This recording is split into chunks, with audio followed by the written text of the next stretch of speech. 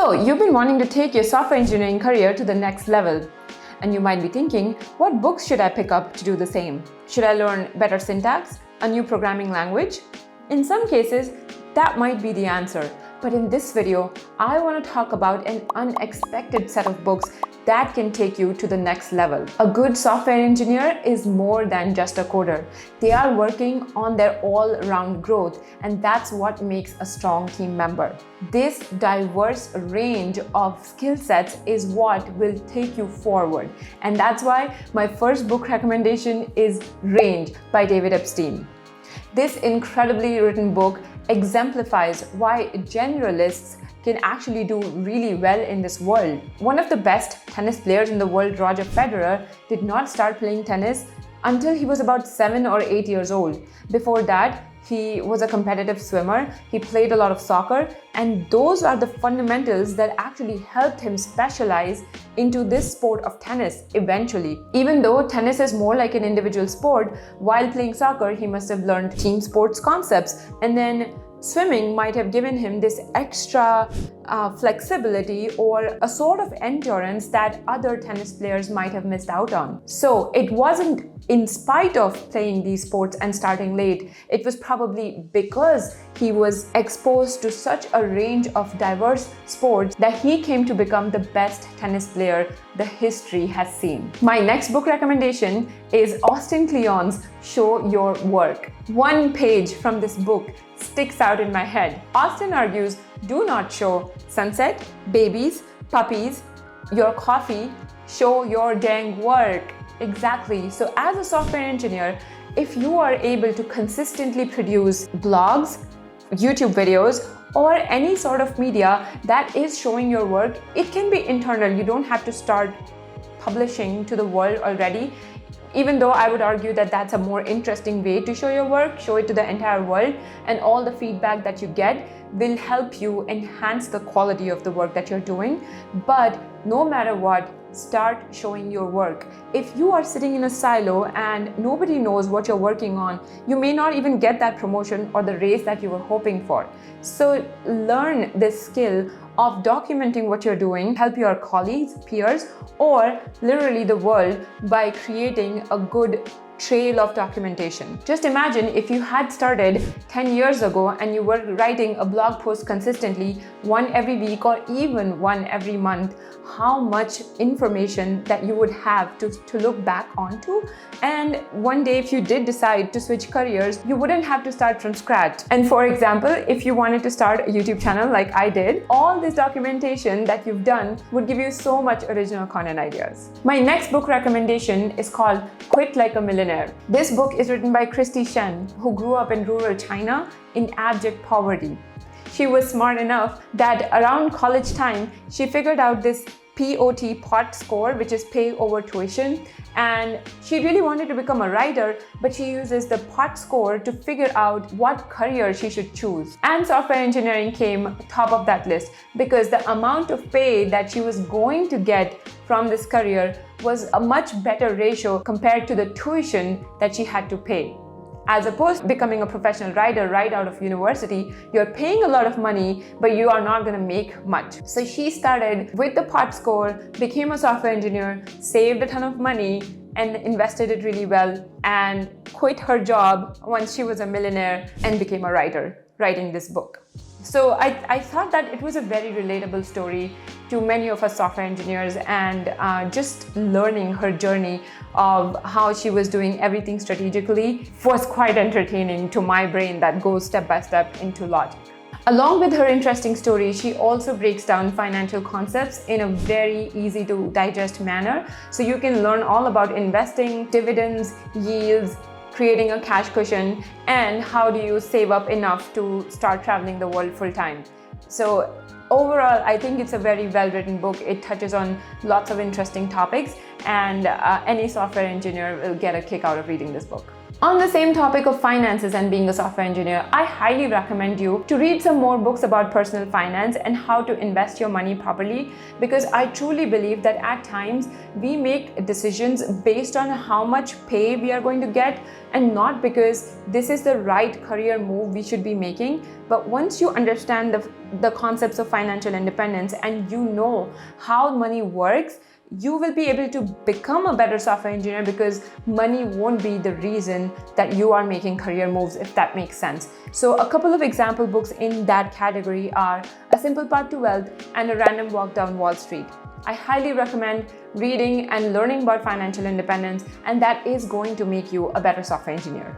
My next book recommendation is also very unexpected. The name of the book is What Every Body is Saying. Two separate words. It's written by Joe Navarro, who's an ex-FBI agent, and he is an expert at learning and reading people's body language. He solved many crime cases by learning how people react and use their bodies to actually communicate and whether somebody is saying the truth or they're lying. And you may ask, how might it help you as a software engineer? Well, I mentioned this in my previous videos, but office politics exist, and it is really cool to figure out from somebody's body language whether they are saying the right thing or they are being sincere or not. I have personally experienced this. I remember there was a team member who wanted to leave the team. He was actually a manager and was telling a story about why he wanted to leave and blah, blah, blah. There were underlying problems in that team and fishy things were going on. And I totally could read his body language that he was not being sincere. It wasn't the right reason why he was leaving the team. And sure enough, after a few weeks, the team was dissolved because there were other fundamental issues going on. So I just think that it gave me a little bit of an edge working in this structure, just knowing how human beings behave and kind of being more aware of what's coming. So if I wanted to, I could have moved companies, moved teams, and just like using my gut feeling, which is definitely a recommendation. Whether it's a professional environment or not, always listen to your gut and understand that humans behave a certain way because they are trying to protect themselves. And what everybody is saying, it will give you a lot of insight into when they start going into this protect themselves mode. And you can read through those things and act accordingly in order to protect yourself. So again, highly recommend. It doesn't have to be read by a software engineer. Almost all of us should be reading this book. My next book recommendation is Another Dimension. Again, and that's the point of this video. I'm trying to get as much diverse skill set in you as possible. So this book is called The E-Myth Revisited by Michael Gerber. It's a very old classic book, but it shows how businesses work and actually why they fail in the first place. Michael talks about this concept of a person that starts a business and they are doing everything for the business, and then eventually they burn out and the business fails. Each business needs 3 types of people working on it: an entrepreneur, a manager, and a technician. In my career, this book helped me understand that I was working as a technician, but really I am an entrepreneur, and that's why that role was a bad fit for me. And not only that, once you read this book, when you are going to work for, say you work for a large company, you'll be able to understand their business practices much better. And as a developer, you'll be able to support the client and the customer in a way that not any other developer is thinking. So that will just make you a more valuable team member if you learn the business side of the things as well. Next, this is a classic again. It's called How to Win Friends and Influence People by Dale Carnegie. This book is just a very fundamental. Every 8th grader or 9th grader, like this book should be a part of school curriculum. I don't know if it already is, but it is such an important book to understand how empathy, a little empathy, can go a long way, and how we are so absorbed in ourselves and are so selfish that we fail to see what others are going through, and how just a little bit of saying, I hear you, I understand what you must be going through, can do wonders for your relationships, especially with your peers. There might be times when they are vulnerable, and showing them just a little bit of empathy can take your career to the next level. In this book, he gives an example of a telecom company that did a research, and what they did was within thousands of conversations, they counted the word that was used in conversations at the most frequency. And no surprise, that word was either I or me. So that just shows how selfish we are as people, that we are always talking about ourselves. But this book helps you take a pause, stop thinking about me as a person only that exists in this world, but also the person that you're dealing with. And the more you practice, the better you get at it. It's really a practice, a skill set. It isn't something you're born with or without.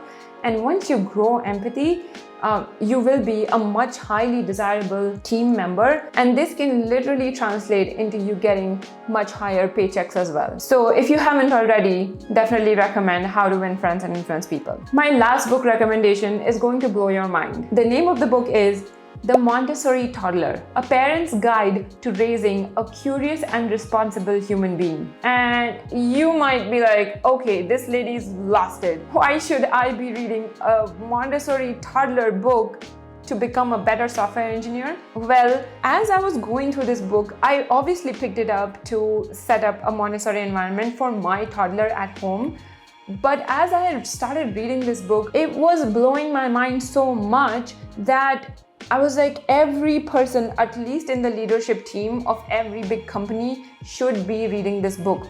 Maria Montessori was a pediatrician way ahead of her time. She was a genius woman who created this whole Montessori environment and helped children learn through observing them and not telling them what to do. All she did was be a fly on the wall and just observe and follow a toddler.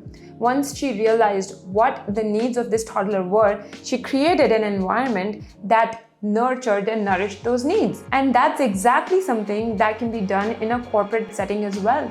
The leadership should be observing very silently how the team is functioning and then helping them set up an environment that reduces friction, everyday work, like if there are things that are wasting the team's time, or for example, if there is like physical friction in the workspace, if people have to go really far and work with teammates and they are wasting too much time walking back and forth. It is the job of the leadership to figure out those things and actually implement a workspace that is conducive to productivity. Even if you're not a leader and you're an individual contributor, you could be reading this book and setting up your own environment, because now you have the know-how and the tools to figure out what makes for the most enticing workflow for yourself. If there are some resistances, if there are certain tools that you need, or if there are certain things that are hindering the speed at which you want to work, you could be taking those steps. Just reflect and then take those steps and improve your own productivity and have much better mental health that way. This is certainly the most unexpected book in the list, but I highly recommend giving it a try. It is a very easy read. And as you're reading about this toddler, just visualize all of those tips and tricks for yourself at the office or for your team if you're a manager, and try to implement something, and you'll see massive changes just by creating a more ergonomic environment for your team. So those were all the unexpected books that I think every software engineer should read to enhance their careers and take it to the next level. Let me know which one was the most unexpected or your favorite one, and if you have already read some of these. Also, if you have any book recommendations for me, please leave them down in the comments below. I would also love to get some recommendations for fiction books. I don't really read a lot of fiction, so it'll be interesting to see your recommendations. And as always, you stay happy and healthy, and I'll see you in the next one. Bye!